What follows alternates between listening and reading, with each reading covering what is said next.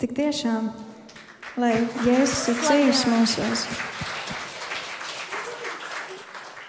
Mēs esam ļoti priecīgi, ka jūs bijāt ar mums šovakar, ka mums bija tik brīnišķīga kompānija, kurā mēs varējām pagodināt un slavēt Dievu. Es nezinu, vai jūs to pamanījāt, bet šeit no skatuves tik brīnišķīgs skats uz tām burciņām un gaismiņām.